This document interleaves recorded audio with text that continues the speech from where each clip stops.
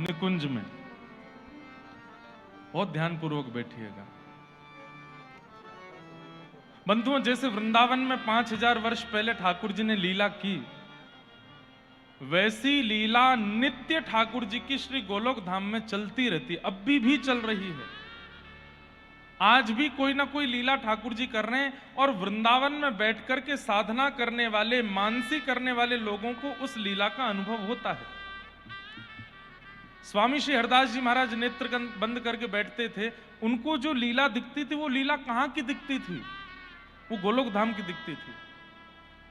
अष्ट सखा जिसमें परमानंद दास जी, सूरदास जी, चतुर्भुज दास जी, कृष्णदास जी, जितनों के चरित्र हमने सुने, ये सब लोग श्रीमद् भागवत जी में वर्णित लीलाओं से भी अधिक लीला कैसे बता देते हैं? क्योंकि आज भी लीला चल रही है ठाकुर जी की, और उस लीला का चिंतन अत्यंत पवित्र चित्त वाला आज भी कर सकता है। वो मानसी में जाकर के बैठे, नेत्र बंद करके ध्यान लगा करके बैठे, तो ठाकुर जी उसके चित्त में प्रकट होकर के गोलोक धाम की नित्य लीला का आज भी दर्शन करा देते हैं। आज भी दर्शन होता है।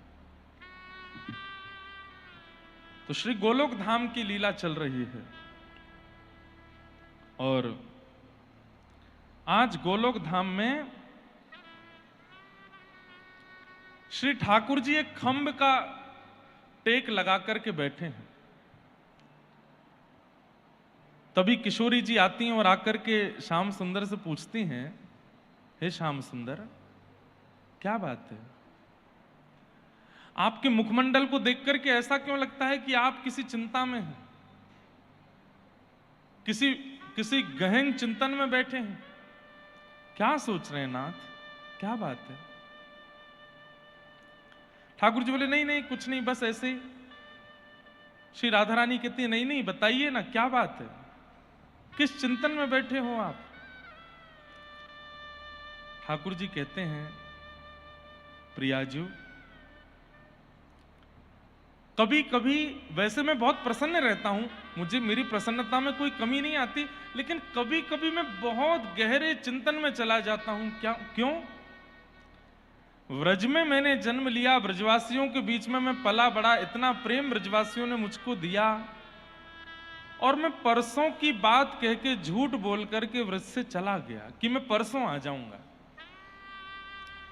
मधुमंगल, श्रीदामा, तन सुखा, मन सुखा, धन सुखा, सब गोपियां, यशोदा मैया, नंद बाबा और आप श्री राधा रानी, सब मेरी बाट निहारते रहे, सब मेरे विरह में रोते रहे, और मैं परसों का आश्वासन देके कि मैं परसों आ जाऊंगा, चला गया सबको छोड़ के। कभी कभी मुझे बहुत पीड़ा होती है कि मैंने अत्यंत प्रेम करने वाले ब्रजवासियों को कितनी पीड़ा दी। जब मुझे वर्षों तक आना ही नहीं था, तो मुझे यह कह के नहीं जाना चाहिए था कि मैं परसों आ जाऊंगा। श्यामाजू, आपके नेत्रों के अश्रुबिंद, यशोदा मैया के नेत्रों के अश्रुबिंद, मधुमंगल, श्रीदामा, मेरे सब सखाओं के नेत्रों के अश्रुबिंद, व्रज की गैयाओं के नेत्रों के अश्रुबिंद, ये सारे अश्रुबिंद मेरे ऊपर बहुत भार बन के कभी कभी आ जाते हैं, और मैं उस समय केवल एक ही बात चिंतन करता हूं कि कैसे इस भार से निकलूं। मैं ऐसा क्या करूं जिससे इन ब्रजवासियों के विरह का मैं कुछ तो परिणाम ला सकूं। मुझे बहुत शर्म आती है, बहुत रोना आता है, अपने ऊपर बहुत ग्लानि होती है कि मैंने ऐसा क्यों किया, मैंने क्यों रुलाया इन ब्रजवासियों को।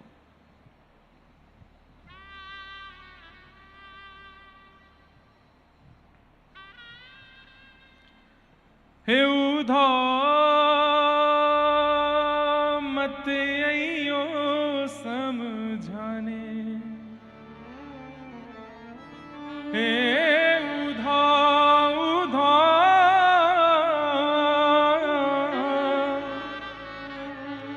मत अइयो समझाने, जाके कांटा लगे सो ही जाने। भगवान बोल रहे हैं, मैंने उद्धव को भेजा था। जब 5-6 वर्ष निकल गए वृंदावन छोड़े हुए, मैं लौट करके नहीं गया, तब मैंने उद्धव को भेजा था कि उद्धव तू जा, व्रज गोपियों को, यशोदा मैया को, नंद बाबा को थोड़ा शांत करके आ। मुझे उनकी याद इसलिए इतनी ज्यादा आती है क्योंकि वो मेरी याद में रो रहे हैं।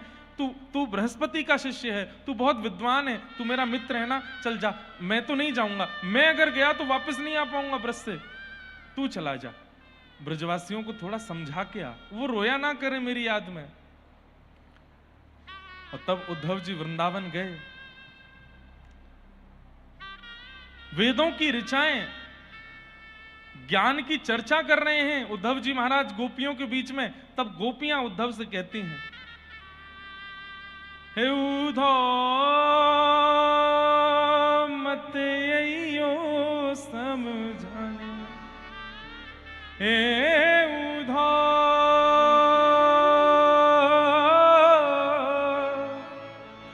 मत यो समझाने, जाके कांटा लगे सो ही जाने, जाके कांटा लगे सो ही जाने।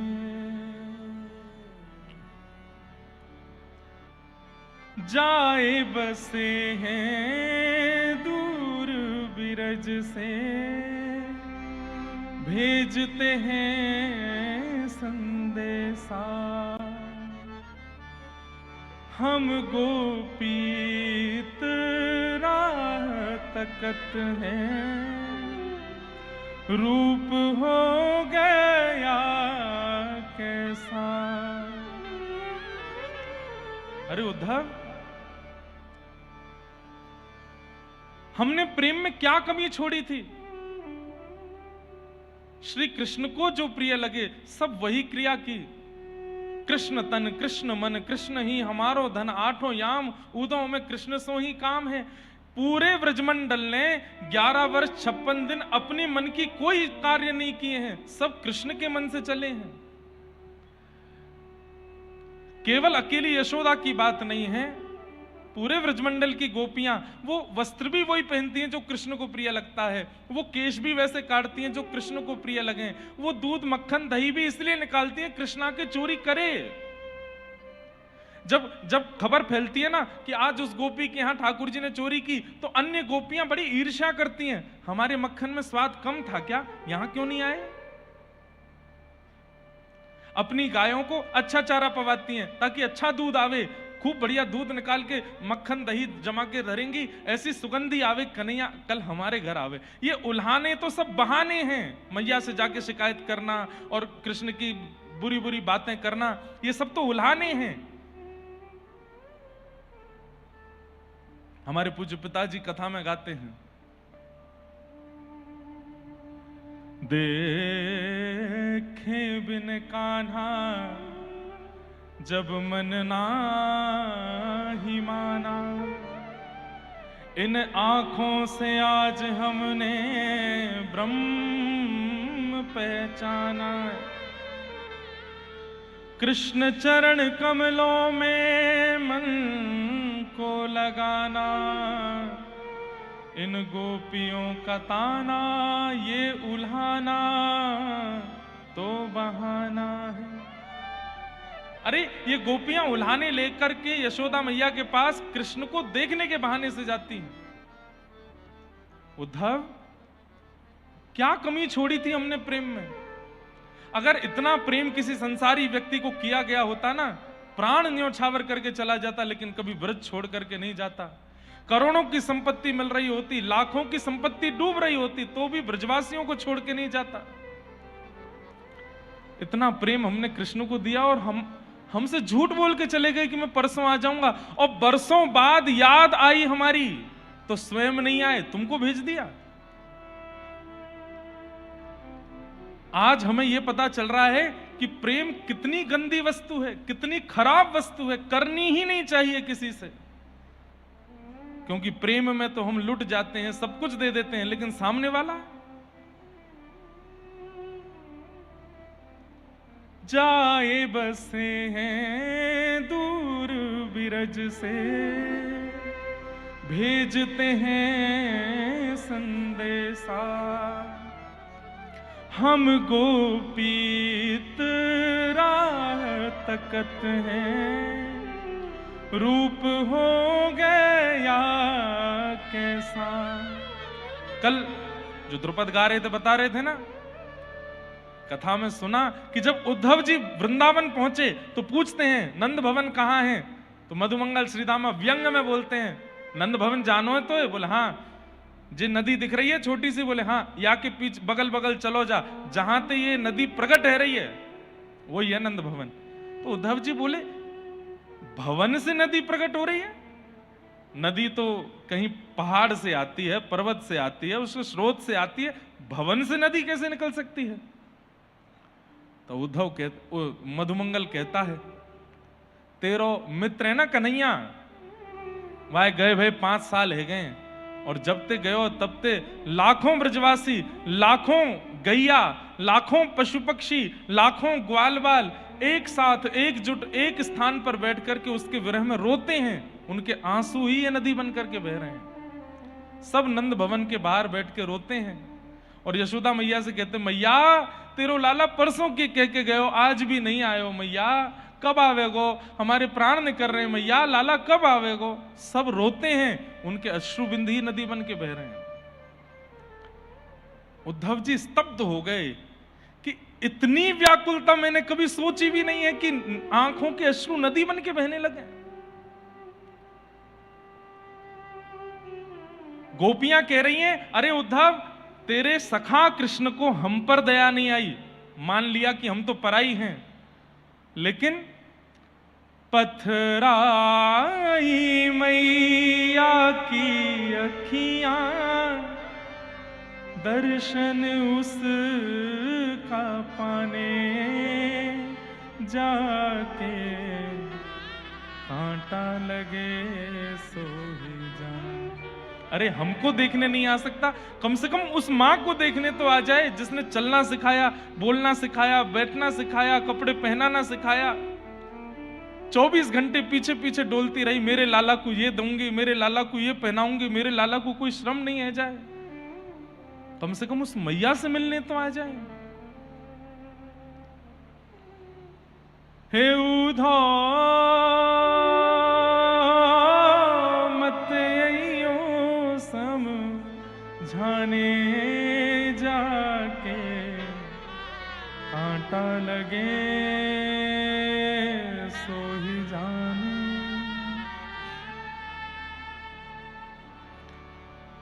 भगवान जब मथुरा गए थे ना बंधु, तो मोर मुकुट, वैजंती माला और वंशी तीनों वृंदावन छोड़ के चले गए। द्वारिका में ठाकुर जी ने कभी मोर मुकुट, हाँ ठाकुर जी राजा धीराज बन के बैठते हैं उसमें मोर पिच्छ लगाते हैं, लेकिन मोर मुकुट जैसा वृंदावन में पहना तिरछा वैसा ठाकुर जी द्वारिका में नहीं पहनते, वैजंती माला नहीं पहनते, और द्वारिका में ठाकुर जी वंशी नहीं बजाते, वंशी वृंदावन में छोड़ के गए ठाकुर जी।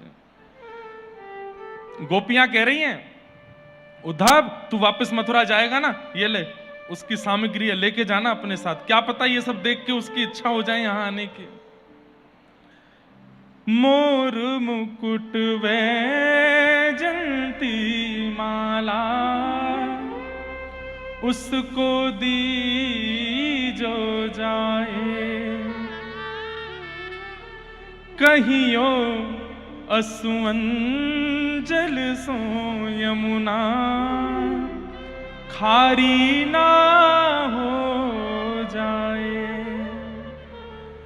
ले जाओ ये वंशी ऊधो उसको याद दिलाने जाके कांटा लगे सो ही जाने। हे उधो उधो मत अइयो समझाने जाके कांटा लगे सो ही जाने। लौट जाओ। उद्धव भगवान से कह के गए थे कि मैं शाम को आ जाऊंगा, ठाकुर जी छत पर खड़े होकर के वृंदावन की ओर देख रहे हैं और बार बार कभी इधर जाते उद्धव आ रहा होगा, उद्धव आ रहा होगा। शाम से रात हो गई, रात से फिर सुबह हो गई, उद्धव नहीं आए। ठाकुर जी जल्दी से स्नान करके तैयार होकर फिर से छत पे आके खड़े हो गए, उद्धव आ रहा होगा। नीचे द्वारपाल से कहते हैं, देखना वृंदावन के मार्ग पर देखो कोई रथ दिख रहा है क्या? नहीं नहीं ठाकुर जी कोई रथ नहीं है। ठाकुर जी बोले उद्धव कहां रह गया? 1 दिन 2 दिन 3 दिन 4 दिन नहीं बंधुओं, 6 महीने निकल गए, उद्धव नहीं आए। और ठाकुर जी रोज छत पर जाते हैं, वृंदावन की ओर देखते हैं, मेरा उद्धव कहां चला गया? शाम तक की कह के गया था, अभी तक आया क्यों नहीं? और 6 महीने बाद दिखता है, ये लंबी दाढ़ी, बड़े बड़े जटा जैसे केश और बाहु विह्वल नेत्रों से अविरल अश्रुधार गिर रही है। बृहस्पति का शिष्य उद्धव, जिसके सामने बड़े बड़े विद्वान नतमस्तक हो जाते हैं, वो रथ को छोड़ गिरता पड़ता और रोता बिलकता हुआ मथुरा आ रहा है। ठाकुर जी दौड़ करके गए और जाकर के उद्धव को हृदय से लगा, उद्धव क्या हुआ? उद्धव ये तेरी कैसी दशा हो गई? तू रो क्यों रहा है इतना? उद्धव चरण पकड़ के ठाकुर जी से कहता है, मुझे केवल एक वस्तु दे दो,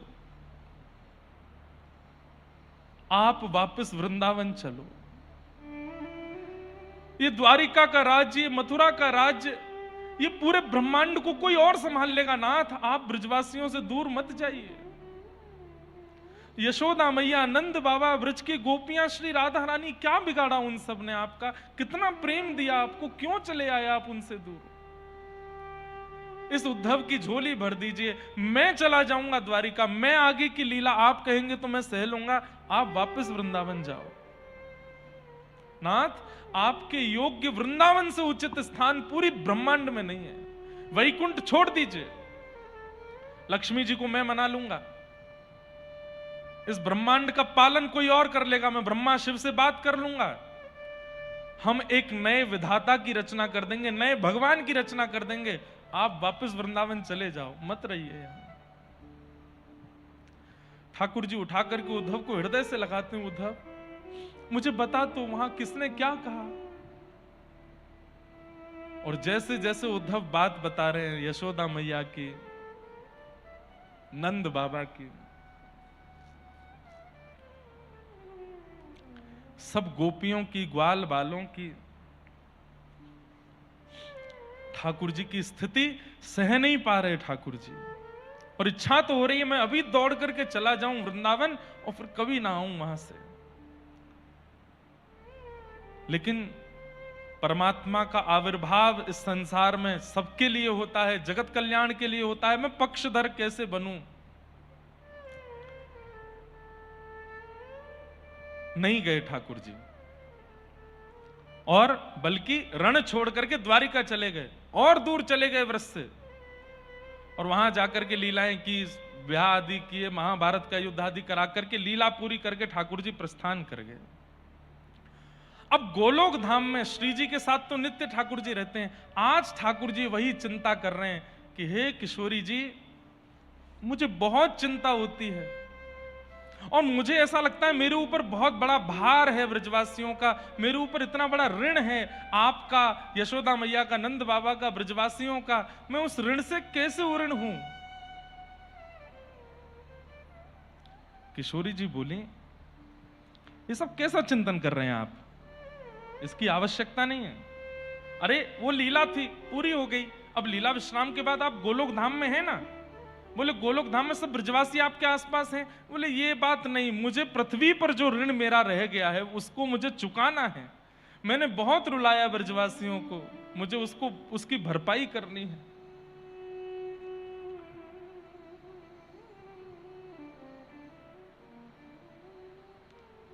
किशोरी जी बोली, तो क्या करना चाहते हैं आप? बोले जितना ब्रजवासी मेरी याद में रोए हैं, यशोदा मैया मेरी याद में रोई हैं, नंद बाबा मेरी याद में रोई हैं, मेरी प्राणेश्वरी राधा रानी मेरी याद में जितना विरह में रोई हैं, आप सबसे ज्यादा रोना चाहता हूं, आप सबसे ज्यादा व्याकुल रह करके इस ऋण से मैं उऋण होना चाहता हूं। किशोरी जी बोली, कैसी बात कर रहे हैं आप? रोने की इच्छा कौन प्रकट करता? बोले मैं कर रहा हूं ना। किशोरी जी बोली, रोने के लिए विरह चाहिए होता है, और आपको विरह नहीं हो सकता। किसका विरह होगा आपको? क्यों? मुझे भी विरह हो सकता है। किसका करोगे आप विरह? बताइए ना, किसका विरह होगा आपको? हमें हुआ था आपका विरह, ब्रजवासियों को हुआ था आपका विरह, नंद बाबा यशोदा सब रो रहे थे आपकी याद में। हमें विरह हुआ इसलिए हम रोए। आप किसके विरह में रोगे? यशोदा मैया के विरह में? ठाकुर जी बोले हाँ रो लूंगा। रो के देखिए एक बार। जैसे ही ठाकुर जी ने कहा हे यशोदा मैया, इतने में यशोदा मैया दौड़ी आ गई और आकर के ठाकुर जी के अंक में भर गई।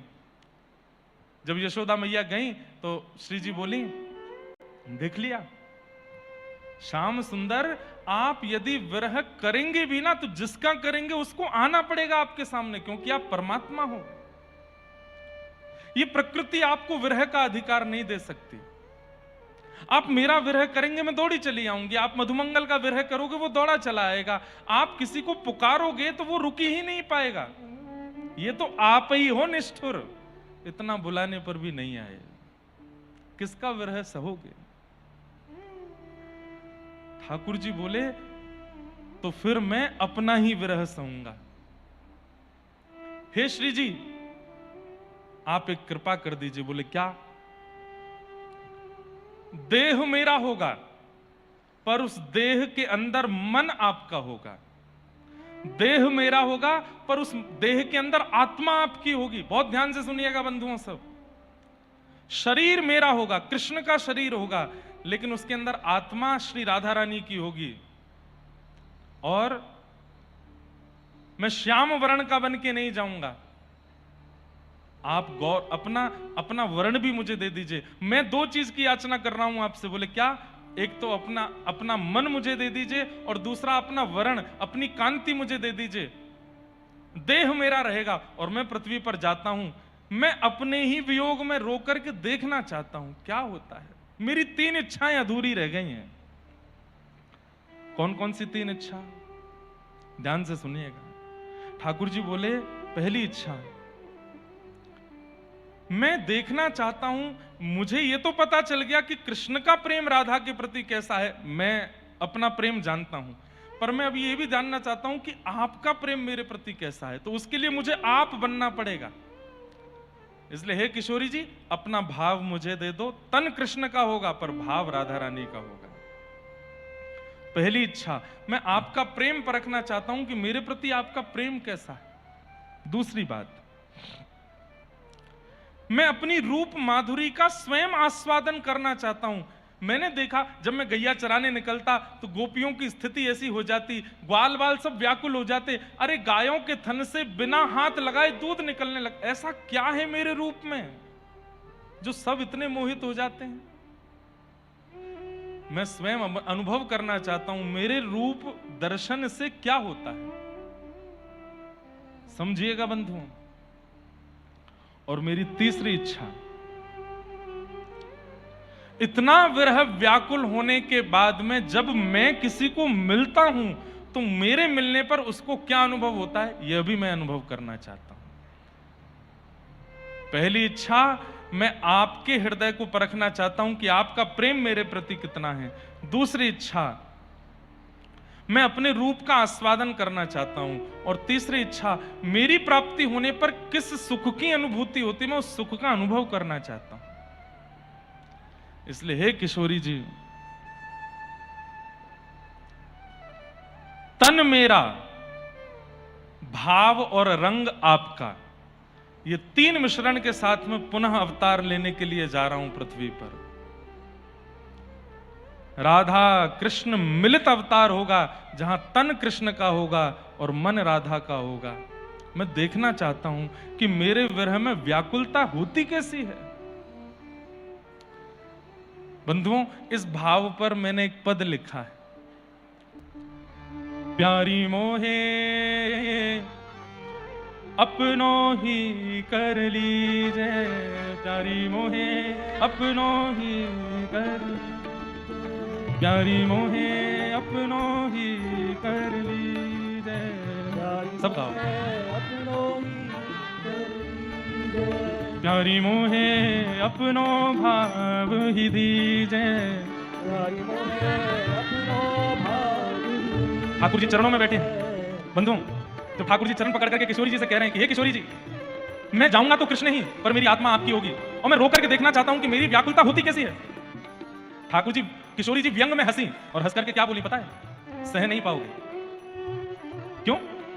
बोले मुझसे पूछिए ना, जब आपकी याद में विरह व्याकुलता होती थी, पूरे दिन प्रतीक्षा होती थी कि आप आओगे आओगे आओगे आओगे, और जैसे ही सूर्यास्त हो जाता था, रात्रि होती थी, आप नहीं आते थे, उस समय ऐसा लगता था कि शरीर के प्रत्येक रोम में हजारों बिच्छुओं ने डंक मार दिया हो, इतनी वेदना होती थी। कृष्ण, सह नहीं पाओगे?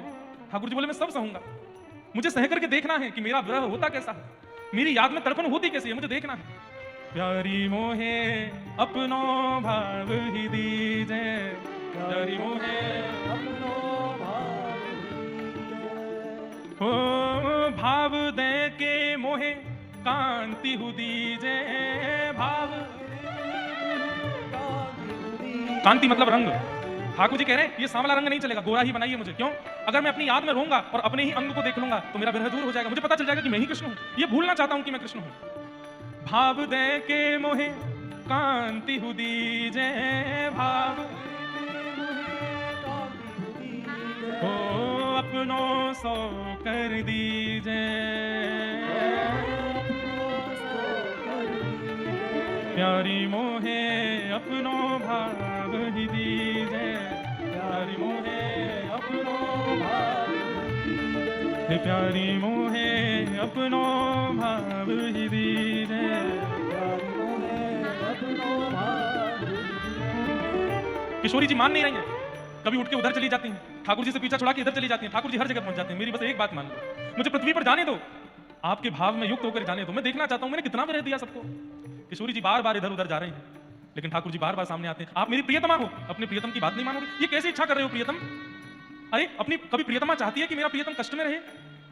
ठाकुर जी बोले जब प्रियतम प्रियतमा को कष्ट में देख सकता है तो एक बार उस ऋण को ऋण होने के लिए प्रियतमा भी अपने प्रियतम को कष्ट दे देना, मैं देखना चाहता हूं क्या करेंगे आप उस कष्ट में रह करके, अपने विरह में जाकर के क्या करना चाहते हैं। ठाकुर जी कह रहे हैं रोंगो बिलखूंगो निस दिन, रोंगो बिलखूंगो निस दिन, रोंगो बिलखूंगो निस दिन,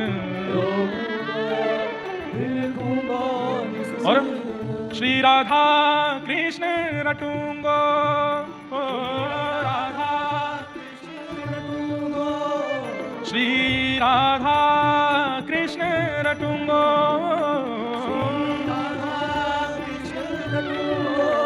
और उससे ब्रजवासिन के ऋण से उऋण, ब्रजवासिन के ऋण से खुद को यूं कर दूंगो। ठाकुर जी कह रहे हैं रोऊंगो, मैं रोऊंगा, बिलखूंगा निस दिन, और बस घूमता फिरता राधा कृष्ण रटूंगा। और ऐसे रोने से मिलेगा क्या आपको? बोले ब्रजवासिन के ऋण से ऋण खुद को यूं कर लूंगो। ये ब्रजवासियों का जो ऋण है ना मेरे ऊपर, इनको रुलाया है मैंने, उससे ऋण हो जाऊंगा मैं। श्री राधे मोहे अपनो भाव ही दीजे, राधे मोहे अपनो भाव, हो श्यामा मोहे अपनो भाव ही दीजे, श्यामा मोहे अपनो भाव। जब किशोरी जी के चरणों में बैठ गए, जिद करने लगे श्याम सुंदर। किशोरी जी ये भी नहीं चाहती कि मैं इनको रोता हुआ देखूं, और अभी तो मेरे चरणों में बैठ के याचना करने में इनको याचक बनता भी नहीं देख पा रही हूं। ध्यान से सुनिएगा बंधु, तब किशोरी जी ने क्या किया? निज कर कंठ की माला दीनी, निज कर कंठ की माला दीनी, निज कर कंठ की माला दीनी।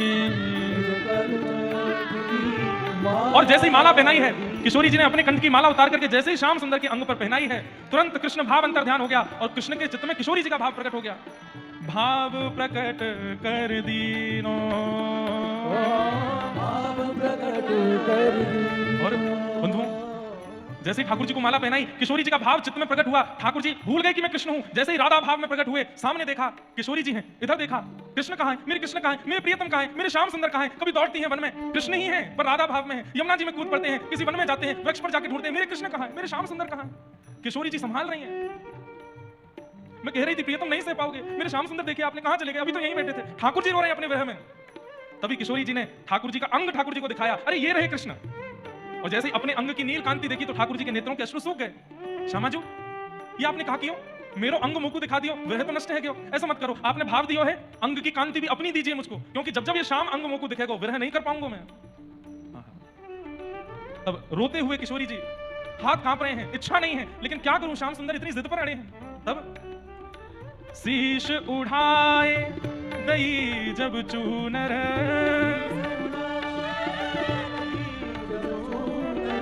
शीश उठाए दई जब चूनर, तब श्याम गौर कर दीनो, श्याम गौर। और अब पहले तो भाव आया था, लेकिन अंग की कांति देख करके भाव चला गया था। लेकिन जैसे ही किशोरी जी ने अपनी चुनरी उतार के ठाकुर जी को पहनाई तो श्याम वर्ण अंतर ध्यान हो गया, गौर वर्ण के ठाकुर जी हो गए। और अब जब विरह में आए हैं, मेरे श्याम सुंदर कहाँ हैं, मेरे प्रियतम कहाँ हैं, मेरे लाल जी कहाँ हैं, मेरे कन्हैया कहाँ हैं? किशोरी जी ठाकुर जी को समझा रही हैं, श्याम सुंदर आ जाएंगे। ठाकुर जी किशोरी जी से कह रहे हैं, आ जाएंगे ना? कब आएंगे? किशोरी जी रोते हुए बोले, परसों आएंगे। आज सो जा तू, परसों आएंगे श्याम सुंदर। शीश उठाए दई जब चूनर,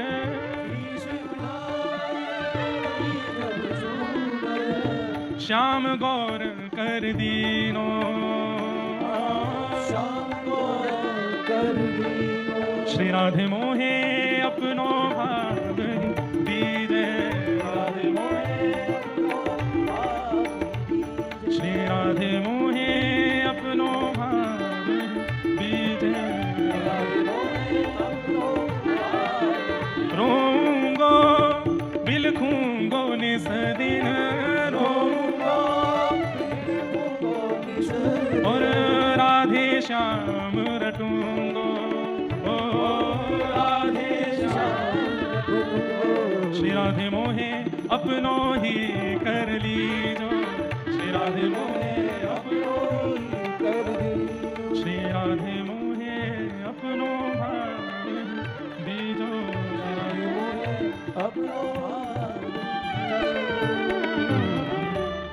मन तो किशोरी जी का बन ही गया था, और आज गौर सुंदर हो गए, और निकुंज में वही रूप श्री गौरांग महाप्रभु चैतन्य महाप्रभु के रूप में प्रकट हो गए ठाकुर जी। श्री राधा कृष्ण मिलित स्वरूप है चैतन्य महाप्रभु। ठाकुर जी ने उस स्वरूप को अंतर ध्यान कर दिया, पुनः श्याम सुंदर बन गए और हंसने लगे। किशोरी जी बोली, मैं मना कर रही हूं, मत करिए। नहीं, अब बस ये माला और चुनरी मिल गई है, अब बस समय की प्रतीक्षा है। जिस समय लगेगा कि पृथ्वी पर अब जाना है मुझे, मैं ये माला चुनरी धारण करके गौर श्याम बन करके जाऊंगा पृथ्वी पर और रोऊंगा। किशोरी जी ढूंढती हैं रोज, कहां रख दी है माला, कहां रख दी है चुनरी, में उसको कहीं छिपा दूं, लेकिन श्याम सुंदर ने ऐसी जगह छिपा के रखा किशोरी जी को मिला ही नहीं।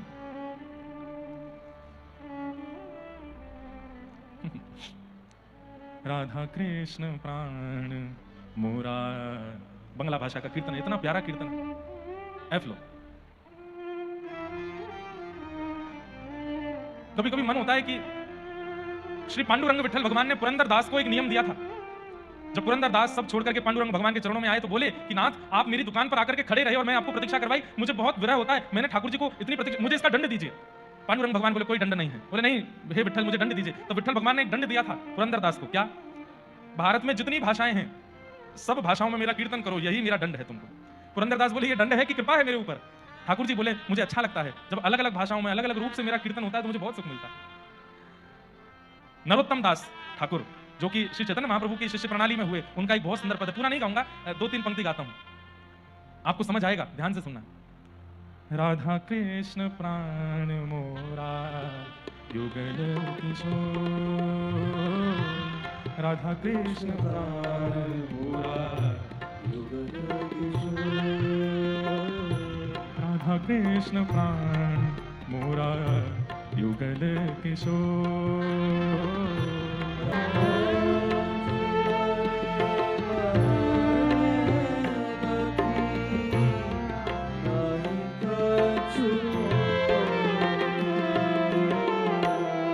राधा कृष्ण प्राण मोरा युगल किशोर,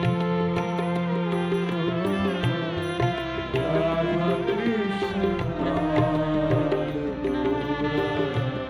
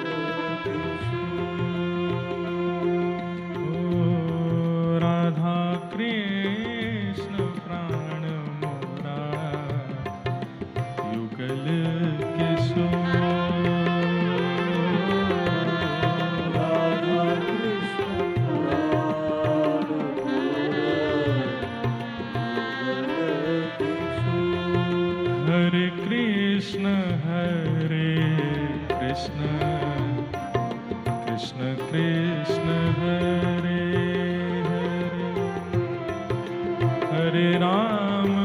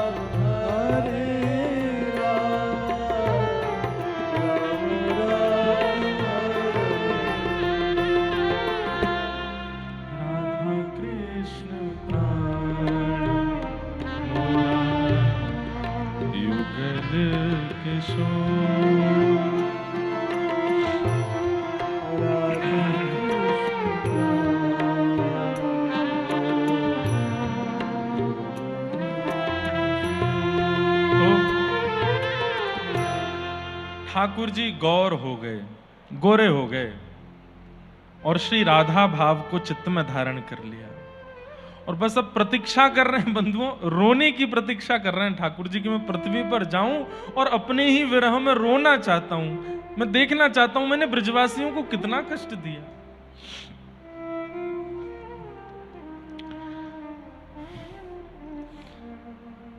कभी कभी मन में भाव आता है कि जगन्नाथपुरी में ठाकुर जी पिघले हुए हैं, आंखें पिघल गई, नाक पिघल गई, मुख पिघल गया, ऐसे भुजा पसार के खड़े थे ठाकुर जी की, कोई ब्रजवासियों को ले आओ मेरे हृदय से लगा दो, तो भुजा पिघल गई। जगन्नाथ का रूप प्रेम विगलित स्वरूप है, वो कितना प्रेम करते हैं, इतना कोई प्रेम कर सकता है क्या संसार में?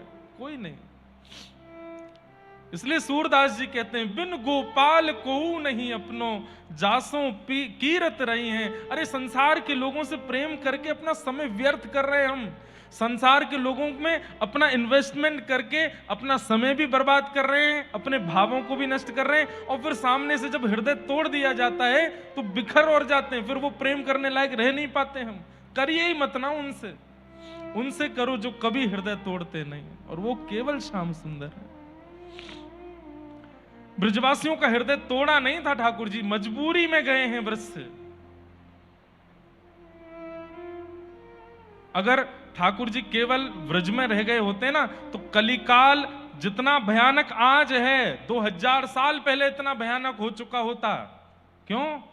ये बहुत कुछ जो बचा हुआ है, ये महाभारत युद्ध के मध्य में जो गीता का ज्ञान ठाकुर जी ने दिया उससे बचा है कि आज अभी भी कलिकाल में इतनी घनघोर परिस्थिति नहीं आई है। क्यों? क्योंकि लोग गीता का आश्रय लेते हैं, ठाकुर जी की उस मधुर ज्ञान की वाणी को सुनकर के अपना जीवन संभाल रहे हैं। आप लोग कहेंगे वो गीता का ज्ञान ब्रज में भी दे सकते थे ना, व्रज प्रेम की नगरी है, वहां ज्ञान प्रकट नहीं होता। वहां ज्ञान देते भी ना ठाकुर जी तो मधुमंगल श्रीदामा ठाकुर जी तो कहते चल हमें बावड़ो मत बनावे, खड़ो है करके बोल लो ये यथामाम प्रपद्यन्ते तामस तथैव भजाम, चल बन जा घोड़ा, तू पर सवारी करेंगे हम। ये ब्रजवासी प्रेम की भूमि है, प्रेमी है सारे ब्रजवासी, इनके सामने ज्ञान क्या दूंगा मैं। और दूसरी बात, ठाकुर जी ने मन में विचार किया कि जो व्रज का प्रेम है इसका अधिकार सबको नहीं होगा, कालांतर में लोग तर्क कुतर्क वितर्क वाले होंगे, उनके लिए मुझे ज्ञान देना पड़ेगा और उसके लिए व्रज का त्याग करना आवश्यक है। इसलिए ठाकुर जी मथुरा गए, द्वारिका गए, ऐश्वर्य लीला की और वहां महाभारत युद्ध करा करके ऐसा अद्भुत ज्ञान दिया। ठाकुर जी भले ही स्वयं विरह में थे। और एक बात बोलूं, एक बात बहुत ध्यान से सुनिएगा, व्यक्ति के मुख से शब्द ऐसे निकले जिससे सामने वाला झंकृत हो जाए, झकझोर जाए, समझ जाना जो बोल रहा है ना वो विरह में है। गीता ने कितनों को झकझोर दिया, क्यों? क्योंकि कृष्ण विरह में है, ब्रजवासियों को छोड़ करके आए। लेकिन आज ठाकुर जी भरपाई करना चाहते हैं, वापस ब्रज जाना चाहते हैं। तो गौर हो गए। माधवेंद्रपुरी दास नामक एक महात्मा हुए। अब ध्यान से सुनिए कैसे पृथ्वी पर आए श्रीमन चैतन्य महाप्रभु। माधवेंद्रपुरी दास, उनके एक शिष्य थे, उनका नाम था अद्वैताचार्य। और अद्वैताचार्य को मानसी भाव में यह बात पता चल चुकी थी कि श्री ठाकुर जी पुनः अवतार लेने वाले हैं कलिकाल में, गौर श्याम के रूप में, गोरे श्याम सुंदर बन के आने वाले। और अद्वैताचार्य को जब से ये बात पता, श्री अद्वैताचार्य जी को जब से ये बात पता चली कि ठाकुर जी आने वाले हैं, तो वो प्रतीक्षा करने लगे, कब आएंगे कब आएंगे। तो उन्होंने अपने आचार्य चरणों से पूछा, मैं ऐसा क्या करूं कि ठाकुर जी बहुत देर ना लगाएं आने में, जल्दी आ जाएं। तो उन्होंने वेद वेदांतों में जो नियम बताए गए सब पढ़े, तब जाकर उन्होंने एक नियम ले लिया। 1 लाख तुलसी रोज चढ़ाते थे शालिग्राम भगवान पर, और 1 लाख तुलसी शालिग्राम भगवान पर चढ़ा करके उन तुलसियों को मायापुर में गंगा जी बहती हैं, उन गंगा जी में अर्पित करते एक एक तुलसी। और क्या कहते, हे गंगा मैया मेरी तुलसी लेकर के आप समुद्र देवता के पास जाना, और फिर समुद्र देवता से कहना कि समुद्र देवता इन तुलसियों को लेकर क्षीर सागर के पास जाएंगे, और क्षीर सागर में भगवान नारायण पौड़े हैं, और उनको जाकर के इन तुलसियों में मैंने कुछ लिख करके भेजा है, वो उनको बता देना, उनको कह देना अद्वैताचार्य उनकी प्रतीक्षा कर रहा है, वो कब आएंगे, वो गौर श्याम बन के आने वाले हैं, कब आएंगे। रोज 1 लाख तुलसी इसी भाव से चढ़ाते थे, गंगा जी से सागर में, सागर से क्षीर सागर में, क्षीर सागर से नारायण के चरणों में मेरी बात पहुंचेगी।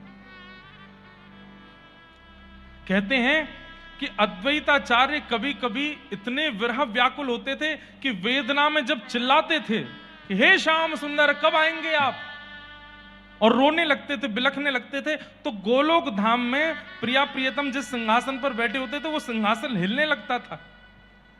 तब प्रिया जी कहती, किशोरी जी श्याम सुंदर पृथ्वी पे भूकंप आवे ये तो हमने सुनी है, जे गोलोक धाम में भूकंप कब ते आने लगे, ये हमारो सिंहासन का ही कोई हिल्लो है।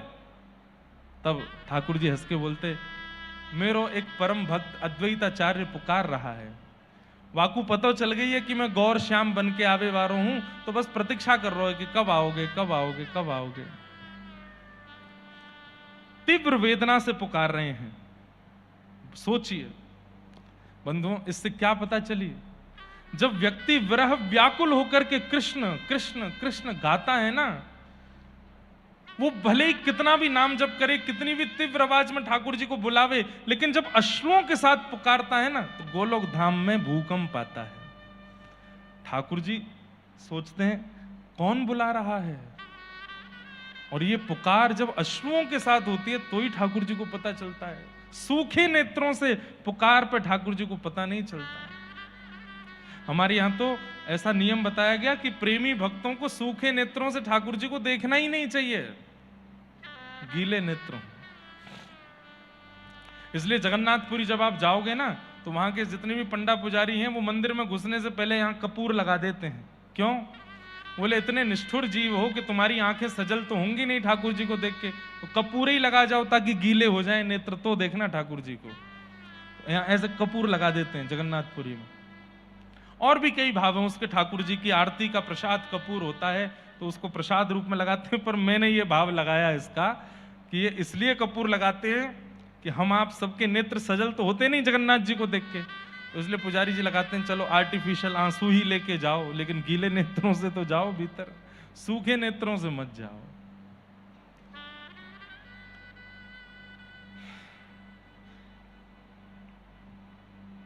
कभी बंधुओं, हमारे भारत में एक महापुरुष जन्मे, श्री हनुमान प्रसाद पोद्दार जी। उनका षोडश गीत कभी पढ़िएगा, इतना सुंदर है। उसमें 16 गीत हैं। एक गीत ठाकुर जी गा रहे हैं किशोरी जी के लिए, फिर अगला गीत किशोरी जी गा रही हैं ठाकुर जी के लिए, फिर अगला गीत ठाकुर जी गा रहे हैं किशोरी जी के लिए, फिर उसके अगले गीत में उत्तर में किशोरी जी गा रही हैं ठाकुर जी के लिए। ऐसी इतना सुंदर प्रेम का। और ज्ञानी लोग मत पढ़ना उसको, जो प्रेमी हो ना वही पढ़िएगा। उसका एक बहुत सुंदर पद मैं गाता हूं कभी कभी। किशोरी जी गा रही हैं ठाकुर जी के लिए। हो तो दासी नित्य तिहारी, हो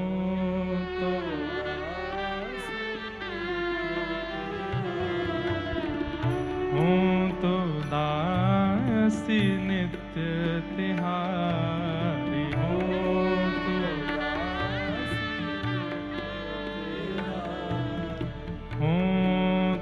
दासी नित्य तिहारी,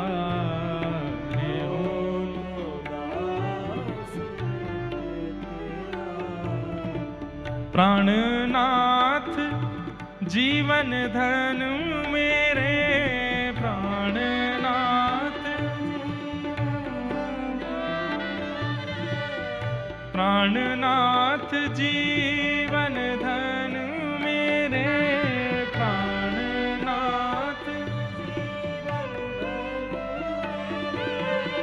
हो तुम पे मैं बलिहारी, हो तुम पे मैं बलिहारी, हो तो दासी नित्य तिहारी, हो तो दासी नित्य तिहारी।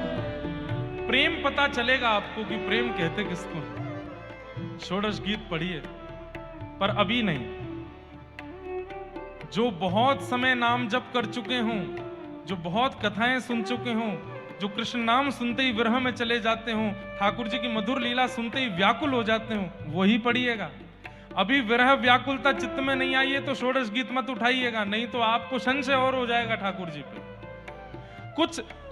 कुछ ग्रंथ ऐसे हैं, कुछ संग्रह ऐसे हैं, जैसे गीत गोविंद मैं गा तो देता हूं कथा में, पर गीत गोविंद का प्रवचन अभी सुनने की अधिकारी नहीं बने हम।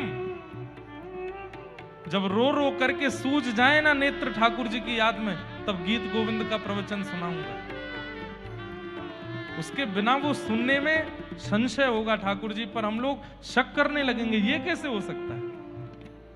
और संशय प्रेम का नाश करता है, शक प्रेम को खत्म कर देता है।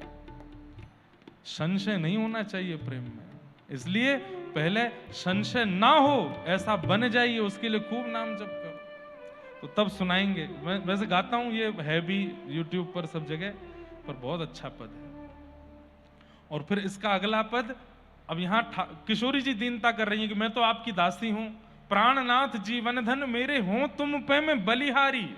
और फिर इसके अगले पद में ठाकुर जी किशोरी जी से उत्तर देते हैं उनके भाव का, बहुत अच्छा है। तो अद्वैताचार्य जी रोज 1 लाख तुलसी चढ़ाते थे।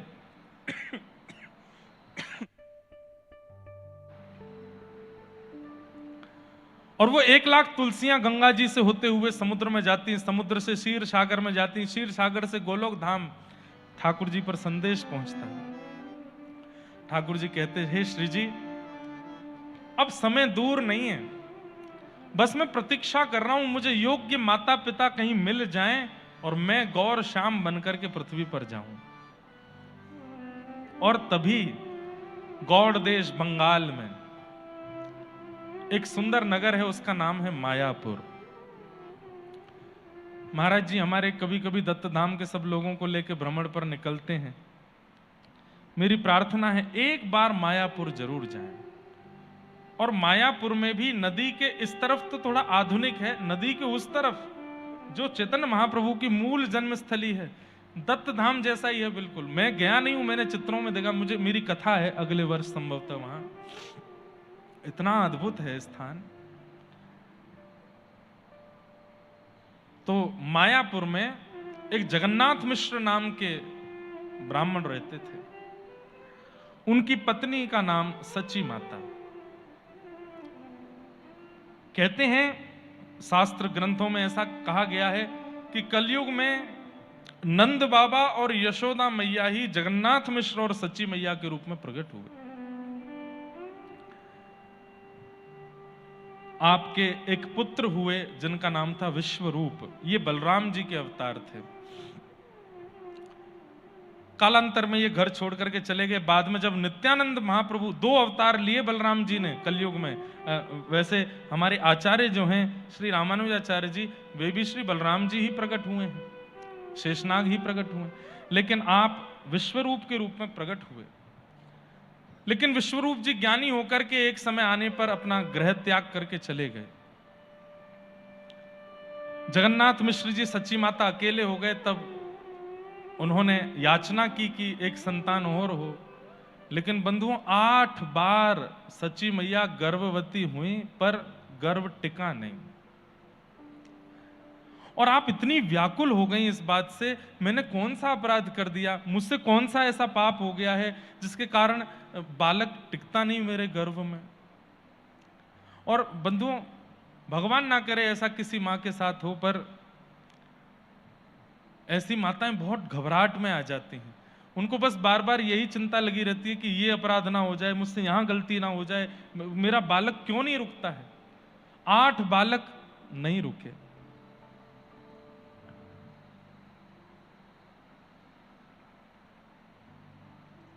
तब आप नित्य ठाकुर जी से प्रार्थना करती हैं, विष्णु आराधनार्थाय। आपके सेवा के ठाकुर जी थे दामोदर भगवान। उनके सामने बैठकर के आप हाथ जोड़ के बोलती, मुझे संतान इसलिए नहीं चाहिए कि वो हमारा वंश वर्धन करे, हमारी संपत्ति का वर्धन करे। ठाकुर जी मुझे तो संतान इसलिए चाहिए वो गौ ब्राह्मण संतों की सेवा करे, आपके नाम का प्रचार करे, खूब भक्ति की लहर फैलावे, वो गृहस्थाश्रम में रहे, हमारे पास ये भी मुझे नहीं चाहिए, जहां भी रहे प्रसन्न रहे, आपका यश गावे, आपके संतों की, भक्तों की, गौ की, व्रज की खूब सेवा करे, ऐसा बालक चाहिए नाथ, दे दीजिए ना। बंधुओं याचना करना गलत बताया गया हमारे शास्त्रों में। ठाकुर जी से कुछ मांगना नहीं चाहिए, लेकिन अगर भगवत संबंधी भाव मांगते हो तो उस याचना में कोई दोष भी नहीं है।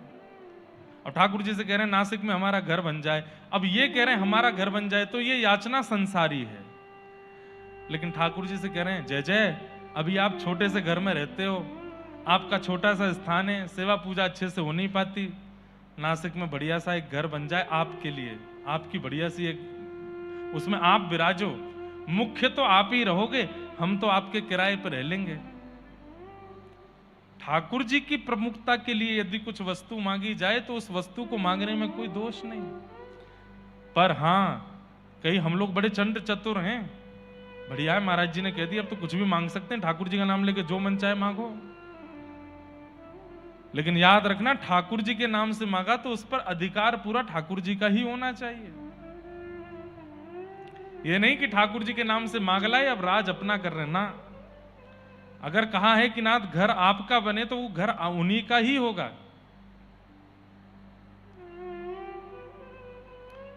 ठाकुर जी के नाम से गाड़ी ले आए कि हे नाथ बंबई आदि जाने में बहुत दिक्कत होती है, गाड़ी आ जाए, एक रथ आ जाए आपका, और गाड़ी आते ठाकुर जी को बैठाते भी नहीं है तो ठाकुर जी नाराज हो जाएंगे, मेरे नाम पे रथ ले आयो अब बैठावे भी नहीं। ठाकुर जी के नाम से अगर कोई सामग्री मांगी और वो मिल जाए, चाहे वो संतान ही क्यों ना हो, पर उसे छोड़ ही दीजिएगा ठाकुर जी की सेवा में, क्योंकि ठाकुर जी ने अपने लिए ही भेजा है उसे। सच्ची मैया अपने मदन मोहन जी के सामने बैठती, दामोदर प्रभु के सामने बैठ के कहती, भक्तों की सेवा के लिए, आपके नाम प्रचार के लिए, गौ सेवा के लिए, व्रज सेवा के लिए एक संतान होना। तभी ठाकुर जी गोलोक धाम में बैठे हुए मुस्कुराने लगे। किशोरी जी बोली क्या हुआ? बोले माता पिता मिल गए। कहां मिले? तब ठाकुर जी बोले, देखो सच्ची मैया ये मेरे सामने बैठ के क्या कह रही हैं, मेरा नाम गाने वाला, मेरे भाव में रहने वाला, और मुझे वही तो चाहिए। मैं अपने ही नाम में रहना चाहता हूं, अपने ही भाव में विभोर होना चाहता हूं, और ये वैसा ही संतान मांग रही हैं। अब श्री जी माता पिता मिल गए, अब मैं इन्हीं के घर जाऊंगा। सोचिए, एक बार की प्रार्थना में ठाकुर जी ने तुरंत स्वीकार कर लिया, और उसी रात्रि में श्री सच्ची मैया के गर्भ में ठाकुर जी आ गए। और ठाकुर जी आए, इसका प्रमाण क्या हुआ? उसी रात्रि को सच्ची मैया को क्या स्वप्न आता है? आपको स्वप्न आता है कि आप अपने पतिदेव जगन्नाथ मिश्र के साथ जगन्नाथपुरी दर्शन करने गई हैं। बहुत ध्यान से सुनिएगा, जगन्नाथपुरी दर्शन करने के लिए गई हैं, और जैसे ही आपने जगन्नाथ मंदिर में प्रवेश किया तो मुख्य द्वार सिंह द्वार पर ही श्री पतित पावन भगवान हैं। वहां पर जगन्नाथपुरी में जगन्नाथ जी के समान दर्शन का ही फल मिलता है पतित पावन भगवान का दर्शन करने से। तो आपने अपने स्वप्न में क्या देखा कि पतित पावन भगवान इन्हीं को देख रहे हैं।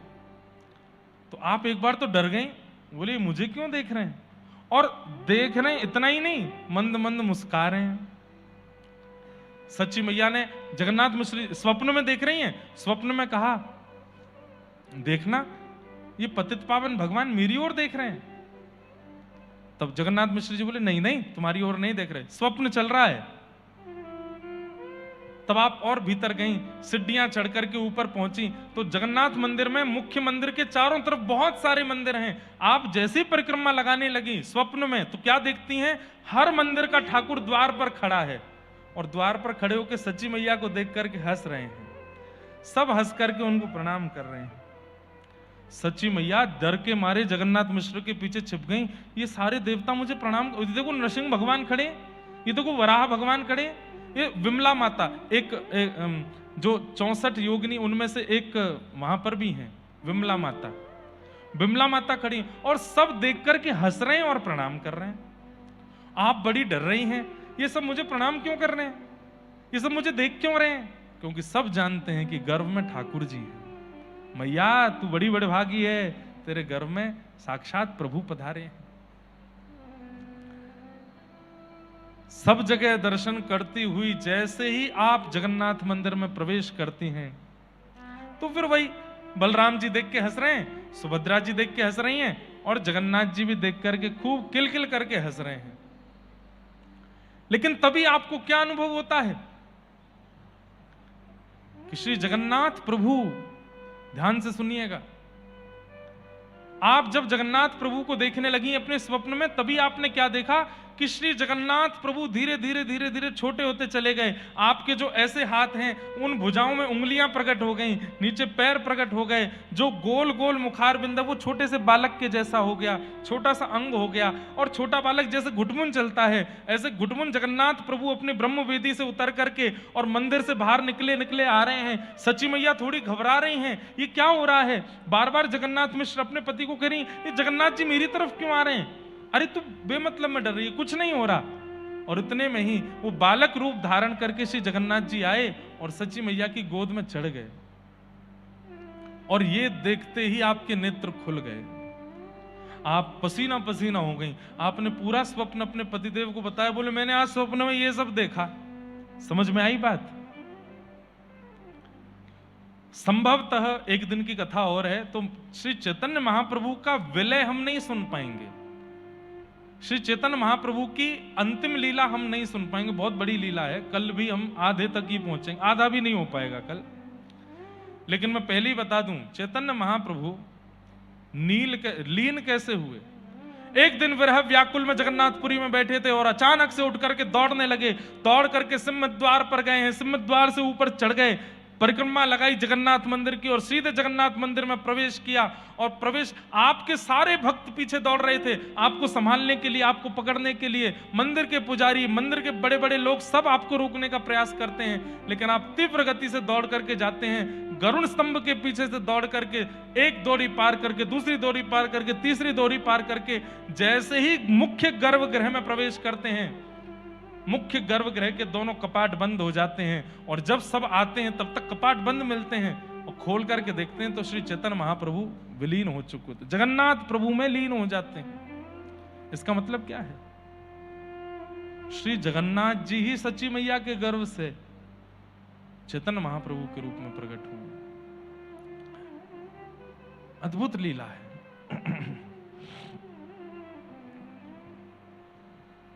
तो आपने ये स्वप्न बताया अपने पति को।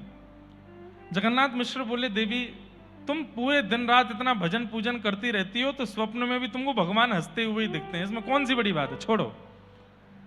सच्ची मैया बोली, अच्छा। स्नान ध्यान करके सच्ची मैया सूर्य अर्घ देने के लिए गई तो क्या देखती हैं? सूर्य नारायण प्रत्यक्ष सामने से ऐसे टिमटिमा रहे हैं और हंस रहे हैं और मैया को प्रणाम कर रहे हैं। सच्ची मैया सूर्य नारायण को देख के घबरा गई, गंगा जी को प्रणाम करने गई तो क्या देखती हैं? एक दिव्य स्वरूप धारण करके कोई महिला प्रकट हो गई है, सच्ची मैया को प्रणाम कर रही है। वहां से सच्ची मैया भागती हैं। अब तो वो जहां जाती हैं सब उनको प्रणाम करते हुए दिखते हैं और वो बार बार अपने पति से आकर श्री जगन्नाथ मिश्र जी से आके कहती हैं, सब ऐसा लगता है मुझे प्रणाम कर रहे हैं। तो जगन्नाथ मिश्र जी थोड़े हंस करके बोले, हाँ बहुत बड़ी विद्वान हो गई हो आप, इसलिए हो सकता है सब आपको प्रणाम कर रहे हो। अरे मैं मजाक नहीं कर रही हूं, मुझे स्वप्न में भी यही दिखता है, प्रत्यक्ष भी यही दिखता है। कोई बात नहीं देवी, तुमने नींद पूरी नहीं करी, 2-4 दिन अच्छे से सो लोगी, सब ठीक हो जाएगा। लेकिन आप बड़ी व्याकुल हो गई। एक दिन आपको प्रसव पीड़ा हुई और वैद्य ने आकर के आपकी नाड़ी देखी और तुरंत कह दिया, बधाई हो। बोले क्यों? सच्ची मैया गर्भ से हैं। लेकिन ये बधाई सुनकर के आप प्रसन्न नहीं हो, क्योंकि पहले 8 बालक जा चुके हैं। सच्ची मैया और जगन्नाथ मिश्र बोले, देवी बहुत ध्यान रखना अपना, कहीं इस बार दिक्कत ना हो। तब सच्ची मैया बोली, मेरी एक इच्छा है, अगर आप पूरी कर सको तो। बोले क्या? बोले जब तक बालक जन्म ना लेवे, अभी 9 महीना 8 महीना, अखंड नाम संकीर्तन घर पर बैठवा दीजिए, 24 घंटा नाम चलता रहे ठाकुर जी का, दिन भर। सुबह के सत्र पूरा हो और बस वो करताल मंजीरा बंद ना हो, रात्रि का समय आने पर करताल मंजीरा रखें, दूसरे लोग आके बैठें, अखंड 24 घंटा नाम कीर्तन 9-8, जब तक बालक जन्म ना ले तब तक के लिए बस इतना कर दीजिए। जगन्नाथ मिश्र बोले, इसमें कौन सी बड़ी बात है, कर देते हैं। आपने कुछ वैष्णवों को कहा और अखंड नाम संकीर्तन घर में प्रारंभ हो गया। मायापुर से थोड़ी ही दूरी पर शांतिपुर नाम का एक गांव है, जहां पर अद्वैताचार्य जो 1 लाख तुलसी रोज चढ़ाते थे वो विराजे हुए थे। आज क्या हुआ? अद्वैताचार्य जी शालिग्राम भगवान पर 1 लाख तुलसी चढ़ाते, उसके बाद जैसे ही गंगा जी में चढ़ाने के लिए गए तो गंगा जी की धारा जा रही है इस तरफ, लेकिन तुलसी जी बह रही है पिछली तरफ, जहां पर मायापुर है वहां की ओर। अद्वैताचार्य बोले, ये क्या हो रहा है? ये प्रवाह से विपरीत दिशा में तुलसी क्यों जा रही है? ये अचंबा है। प्रवाह इस तरफ है तो तुलसी पीछे क्यों जा रही है? आप किनारे किनारे चलने लगे, तुलसी कहां जा रही है देखने के लिए, और चलते चलते चलते शांतिपुर गांव से आप मायापुर पहुंच गए। और जैसे ही मायापुर में गंगा जी के घाट पर जाकर के आपने देखा, सच्ची मैया स्नान कर रही थी, 6-7 महीने का गर्भ है, और वे समस्त 1 लाख तुलसियां सच्ची मैया के चारों तरफ इर्द गिर्द उनके गर्भ का स्पर्श कर रहे हैं। जैसे ही अद्वैताचार्य जी ने यह दृश्य देखा, नतमस्तक हो गए और रोने लगे, रुदन करने लगे, मेरे श्याम सुंदर आ गए, मेरे प्रभु आ गए, मेरे ठाकुर आ गए, मेरे राधा कांत आ गए, मेरे मेरे मेरे मेरे श्याम सुंदर आ गए, मेरे मदन मोहन आ गए। सच्ची मैया ने देखा, अभी तक तो सूरज हंस रहा था देख करके, प्रणाम कर रहा था। स्वप्न में जगन्नाथ जी प्रणाम कर रहे हैं, सारे देवी देवता प्रणाम कर रहे हैं। अब क्या देखे, शांतिपुर के इतने बड़े सन्यासी अद्वैताचार्य प्रणाम कर रहे हैं। सच्ची मैया बाहर निकली गीले वस्त्रों में और मैया प्रणाम कर रहे हैं। अद्वैत, आप मत झुकना मैया, आप मत झुको, और बस चरणों में प्रणाम कर रहे हैं, चरणों को बार बार नतमस्तक कर रहे हैं। सच्ची मैया घबराई, घर को दौड़ी, जगन्नाथ मिश्र जी से जाके, जगन्नाथ मिश्र क्या हुआ? धीरे धीरे आराम से, बालक है, इतनी तेज मत दौड़ो, क्या बात है? देखो ना, घाट पर अद्वैताचार्य प्रणाम कर रहे हैं मुझे। जगन्नाथ मिश्र बोले तुमको तो सब प्रणाम ही करते हैं, जब देखो ये प्रणाम कर रहे हैं, वो प्रणाम कर, अब अद्वैताचार्य भी प्रणाम कर रहे हैं। बोले मैं झूठ नहीं बोल रही हूं, देख लीजिए जाके। जगन्नाथ मिश्र गए घाट पर तो क्या देखते हैं, अब भी अद्वैताचार्य रो रहे हैं, हाथ जोड़ करके बैठे हैं और बस प्रसन्न मुद्रा में रुदन कर रहे हैं। मुखमंडल पर प्रसन्नता है, नेत्रों से अश्रु गिर रहे हैं। जगन्नाथ मिश्र जी ने जाके कहा, भगवान प्रणाम, मेरी पत्नी स्नान कर रही थी, आपने उसको प्रणाम किया, मैं संकेत जान सकता हूं क्या है?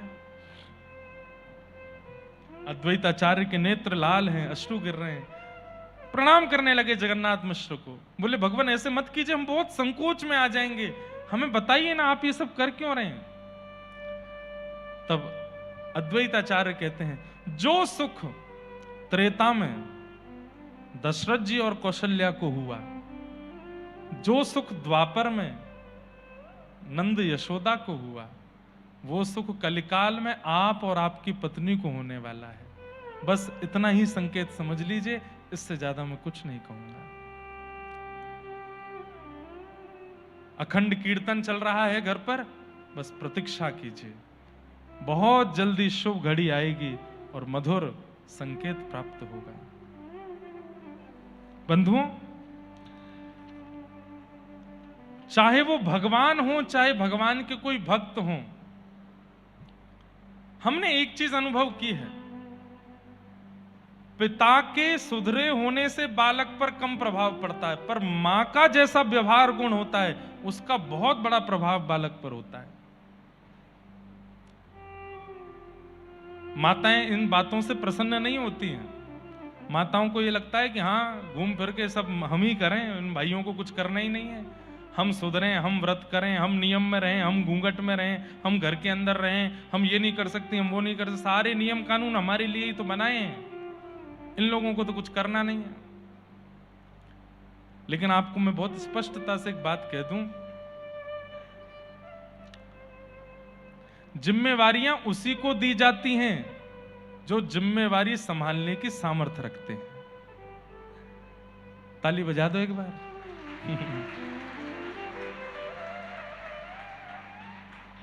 और जो गैर जिम्मेवार होता है, पता है कि इससे होगा नहीं, उसके लिए वेदों ने भी कोई नियम नहीं बताया, शास्त्रों ने भी कोई नियम नहीं बताया, आचार्यों ने भी कोई नियम नहीं बताया, पुराणों ने भी, वो तुम कुछ मत करो। बोले क्या करो? बोले जनेऊ पहनो, शालिग्राम जी की सेवा करो, 4-5 डुबकी लगाओ, नाम जप करो, बस यही करो। बाकी जितने भी नियम हैं वो सब माताओं के लिए। क्यों? जिम्मेवार है। पर आजकल की माताएं इसको गलत रूप में ले जाती हैं। लड़कियों का गला घोटा जा रहा है, हमको आगे नहीं बढ़ने दिया जा रहा है, बहुत भेदभाव किया जाता है लड़कों में और लड़कियों में, ये किया जाता है। नहीं, कोई भेदभाव नहीं है। नियम और पद्धति से उसी को रहना होता है जिससे कुछ अद्भुत प्राप्त होने वाला है, और जिससे कुछ प्राप्त नहीं होना, वो कैसे भी रहे, कैसे पड़ा रहे, कहीं पे कोई दिक्कत ही नहीं है उससे। माताएं यदि थोड़ा संयम रख लेना गर्भ धारण के बाद, तो माता के संयम से, पिता के संयम से कुछ नहीं होगा, पिता की पाठ पूजा से भी कुछ नहीं होगा, पिता के नियम से भी कुछ नहीं होगा, पिता के विचारों से भी कुछ नहीं होगा, पर मां का विचार, मां का संयम, मां का जो कुछ भी क्रिया होगी उसका 100% प्रभाव पड़ेगा बालक के ऊपर। आप कभी भी किसी आचार्य के चरित्र को देख लीजिएगा, आद्य गुरु शंकराचार्य से लेकर के श्री दत्त प्रभु, सबकी माताओं का ही तप दिखेगा आपको,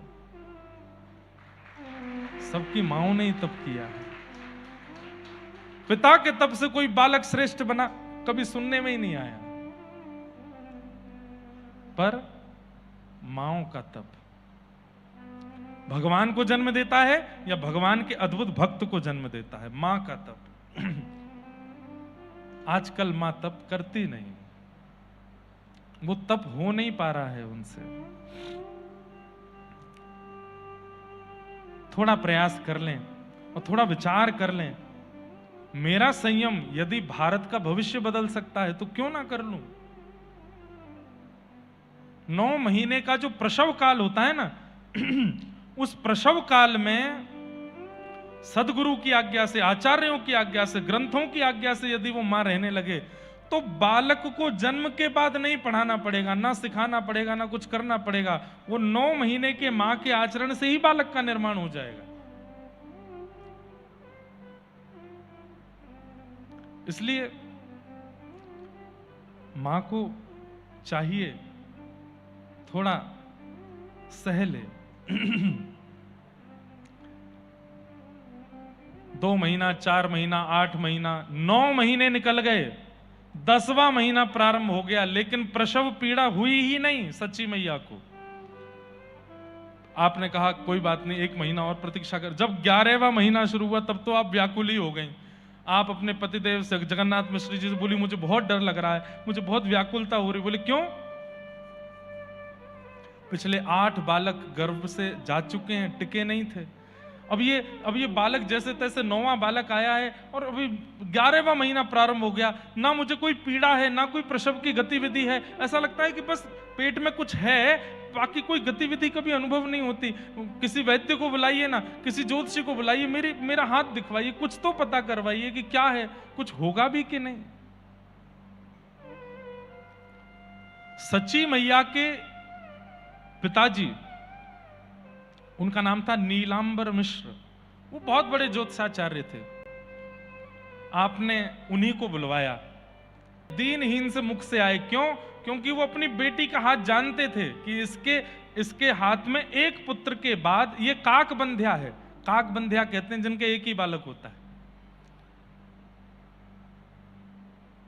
वो जानते थे कि उनकी बेटी काक बंध्या है, कितने भी प्रयास कर ले बालक होगा नहीं। तो जब उन्हें पता चला कि इस कारण से बुलाया जा रहा है कि 9वां बालक गर्भ में है, बताइए होगा कि नहीं, तो पहले ही उदास मुंह से आए थे, मुंह ऐसा उतरा हुआ था। बेटी ने कहा, पिताजी देखिए ना मेरे हाथ में कुछ, ये बालक को 11 महीने हो गए, जन्म नहीं हो रहा है। तो नीलांबर मिश्र जी बोले, बेटी मैं पहले ही बता चुका हूं कि तुम एक के बाद प्रयास मत करो, भगवान की इच्छा शायद नहीं होगी। बोले, पिताजी अब 11 महीने हो गए, एक बार देखिए ना हाथ। जैसे ही नीलांबर मिश्र जी ने हाथ देखा, सच्ची मैया की सारी रेखाएं ही बदल चुकी थीं। पहले जैसी रेखा थी वैसी कुछ है ही नहीं। जैसे हम मानवों के हाथ में ऐसी सीधी सीधी ऊपर नीचे रेखा होती हैं, उनके हाथ में ये रेखा नहीं थी। क्या था? कहीं शंख बना है, कहीं चक्र बना है, कहीं कमल बना है, ऐसे ऐसे भगवान के आयुधों के चिन्ह, कहीं अंकुश बना है, वज्रांकुशध्वज सरोरुहलांचनाड्यम, कहीं ध्वजा बनी है। जैसे भगवान के चरणों के चिन्ह होते हैं, ऐसे चिन्ह सच्ची मैया के हाथ के हैं। नीलांबर मिश्र जी तो देखते रह गए। जगन्नाथ मिश्र जी ने कहा, पिताजी क्या हुआ? बोला, असंभव, मैं अपनी पुत्री का हाथ बचपन से देखता आया हूं, और ज्योतिष विद्या में जितनी भी अतिश्रेष्ठ रेखाएं होती हैं, उन अतिश्रेष्ठ रेखाओं में से कोई एक रेखा किसी व्यक्ति के हाथ में होती है, पर वो जितनी भी अतिश्रेष्ठ रेखाएं सब सच्ची के हाथ में है। बोले, प्रतीक्षा कर लो भैया, तुम्हारे घर कोई सामान्य नहीं आने वाला है, बस प्रतीक्षा कर लो। ये जो भी हैं, बेटी बिल्कुल घबराने की आवश्यकता नहीं है, ये जो भी हैं अद्भुत होंगे। नीलांबर मिश्र जी प्रणाम करने लगे।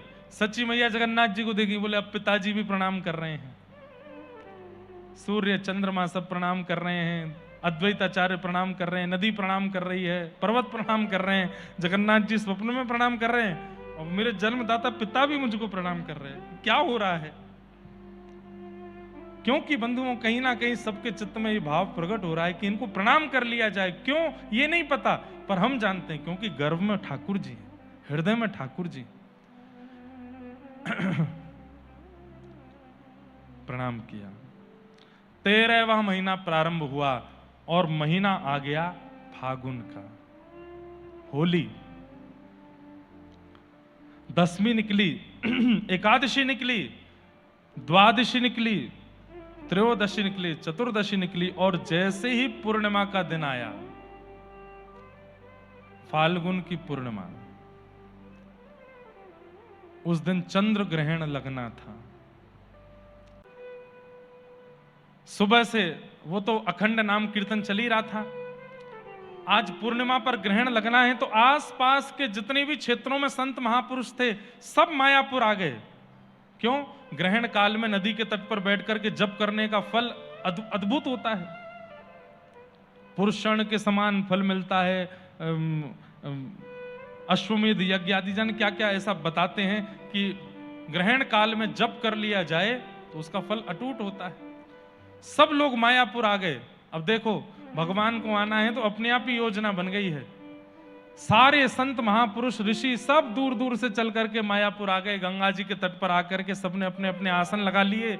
गंगा जी में स्नान किया। स्नान करके यही समय हुआ होगा 6:30 पौने 7 बजे का, जो अभी हो रहा है, बिल्कुल यही समय। और ग्रहण काल प्रारंभ हुआ। सब लोगों ने अपनी अपनी माला में हाथ दिए हैं, अपने नेत्र बंद करके अपने इष्ट को याद किया। कोई महादेव को याद कर रहा है, कोई देवी को याद कर रहा है, कोई नारायण को याद कर रहा है, कोई ब्रह्मा की उपासना कर रहा है, कोई कोई उपासना, सब अपनी उपासनाओं में नाम जप में बैठे हैं। और जैसे ही ग्रहण काल लगा, सची मैया को प्रसव पीड़ा होने लगी। गांव की माताएं दौड़ करके सची मैया के घर गईं। कक्ष में जाकर के सब माताएं वहां बैठी हैं और तभी थोड़ी देर में किलकारियां होने लगी और बिल्कुल ग्रहण काल प्रारंभ होते ही गौर श्याम स्वरूप श्री चैतन्य महाप्रभु प्रकट हो गए हैं। बोलो चैतन्य महाप्रभु की।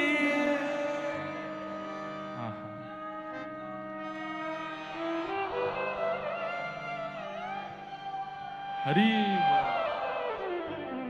प्रकट हो गए ठाकुर जी। आहा, यहां भीतर तो चैतन्य महाप्रभु का प्रादुर्भाव हुआ और ग्रहण काल लगते ही आपका प्रादुर्भाव हुआ। और बाहर जितने भी गंगा के तट पर संत महात्मा बैठे थे, एक माला भी पूरी नहीं हुई है, कुछ मन के ही गिने थे। इतने में ही उन सब के चित्त में उनके आराध्य प्रकट हो गए। शिव जिसके आराध्य उसके चित्त में शिव प्रकट हो गए, दूसरे के चित्त में देवी प्रकट हो गई, किसी के चित्त में नारायण प्रकट हो गए, नृसिंह प्रकट हो गए। जो जो जिस भाव से तप कर रहा था उनके समस्त इष्ट उनके चित्त में प्रकट हो गए। सब अपनी मालाएं लेकर के सब नृत्य करने लगे। जय हो जय हो जय हो, हमारे आराध्य देव के दर्शन हो गए, हमारी तपस्या का फल मिल गया। और थोड़ी देर में ही वो समस्त स्वरूप अंतर ध्यान होकर के सबके चित्त में नन्हे से बालक जो चैतन्य प्रकट हुए हैं अभी अभी सची मैया के गर्भ से, वो सब गोरे ठाकुर जी, गोरे श्याम सुंदर, इसलिए गौर श्याम प्रकट हो गए। हाँ, गौर श्याम प्रकट हो गए।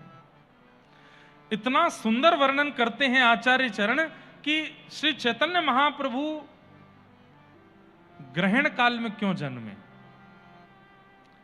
आप लोगों के भी सुन के एक बार तो आया होगा, ग्रहण काल में बालक का जन्म हुआ, वो बालक कैसा हुआ होगा। लेकिन सुनिए, सबसे पहली बात, सारे भगवानों के अवतार अष्टमी पर होते हैं या नवमी पर होते हैं, लेकिन भारत में जो भी आचार्य हुए हैं या तो वो एकादशी को हुए हैं या फिर पूर्णिमा को हुए हैं। लगभग आचार्यों का प्रादुर्भाव एकादशी पूर्णिमा को ही होता है, कुछ कुछ अमावस्या को भी है। भगवानों के प्राकट्य अष्टमी नवमी और आचार्यों के प्राकट्य एकादशी पूर्णिमा अमावस्या ज्यादातर। लेकिन चैतन्य महाप्रभु पूर्णिमा पर प्रकट क्यों हुए? बोले क्यों?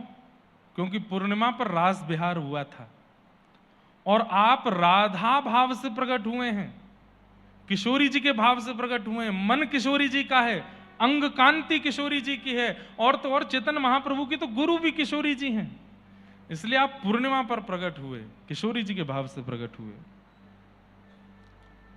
दूसरी बात, पूर्णिमा पर क्यों प्रकट हुए? ठाकुर श्री कृष्ण कब प्रकट हुए? कब प्रकट हुए?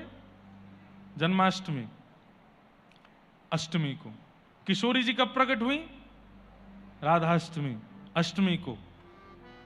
8 + 8 16, मतलब पूर्णिमा।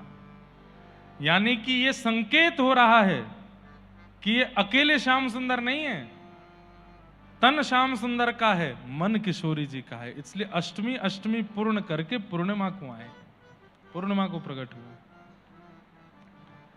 अब इतना सुंदर भाव, बोले इतने सारे महीने थे, फाल्गुन के महीने में होली पर ही क्यों प्रकट हुए? बोले क्योंकि होली ऐसा त्योहार है जिस पर किशोरी जी ठाकुर जी पर रंग चढ़ा देती हैं। ठाकुर जी किशोरी पर रंग नहीं चढ़ा पाते, किशोरी जी ठाकुर जी पर रंग चढ़ा देती हैं। और ये जो चैतन्य प्रकट हो रहे हैं, ये किशोरी जी के रंग चढ़ाने से ही प्रकट हुए हैं, इसलिए होली पर प्रकट हुए हैं, फाल्गुन में प्रकट हुए। हार के आए होली पे, किशोरी जी ने गौरव बना दियो है।